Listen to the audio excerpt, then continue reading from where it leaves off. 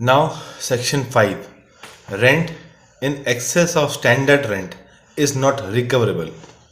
इसका मीनिंग क्या है?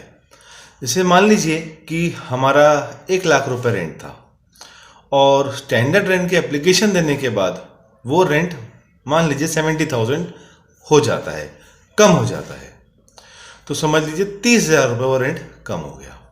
लेकिन पहले शुरू से किराएदार कौन सा रेंट दे रहा था, कितने रुपए का रेंट दे रहा था? 1 लाख रुपए पर मंथ रेंट दे रहा था, एग्जाम्पल। और जैसे ही स्टैंडर्ड रेंट तय होता है 70,000 70,000 रुपीज, तो किराएदार को 70,000 ही देना है और लैंडलॉर्ड सिर्फ 70,000 ही ले सकता है। लेकिन अगर किराएदार बोले मैं तो शुरू से ही 1 लाख रुपए दे रहा था, तो 30,000 रुपये पर मंथ के हिसाब से मुझे पैसा वापस किया जाए। ऐसा नहीं हो सकता। जो किराएदार ने शुरू में पैसा दे दिया है, जो भी एग्रीमेंट और कॉन्ट्रैक्ट था आपका, उस हिसाब से पैसा दे दिया गया है, तो वो पैसा वापस नहीं हो सकता।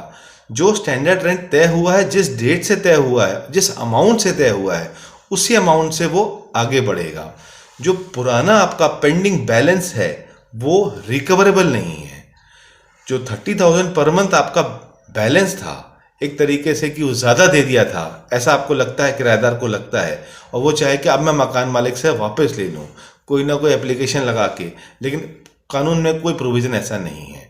आपने जो रेंट दे दिया है वो दे चुके हैं, लेकिन स्टैंडर्ड रेंट की जो डेट है उसके बाद से 70,000 ही आपको हमेशा के लिए देना है। पुराना बैलेंस अमाउंट आप रिकवर नहीं कर सकते लैंडलॉर्ड से, आप उससे वापस नहीं ले सकते, मांग नहीं कर सकते।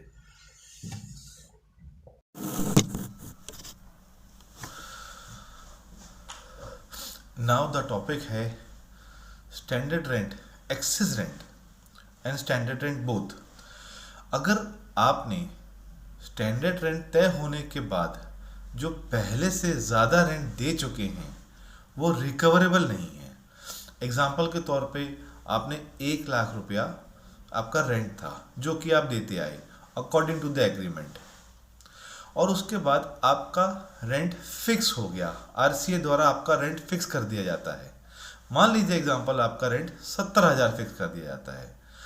जो जो 30,000 रुपया जो डिफरेंस अमाउंट रहा है वो पहले से लेके अभी तक वो रिकवरेबल नहीं है। आप उसकी मांग नहीं कर सकते। आप ये नहीं बोल सकते कि जो 30,000 हर महीने मैंने ज़्यादा दे दिया है आपको रेंट, वो मुझे वापस किया जाए। इसका मतलब ये हुआ कि जब भी हम रेंट तय करते हैं, हमारा रेंट डिसाइड हो जाता है और किराएदार रेंट देना शुरू कर देता है, उसको वही रेंट देना है जो एग्रीमेंट में डिसाइड हुआ था।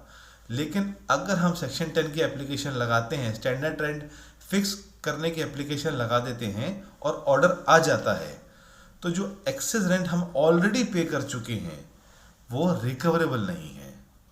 Thank you. That's all for now. Stay updated for more legal updates on rental acts and laws. Thanks.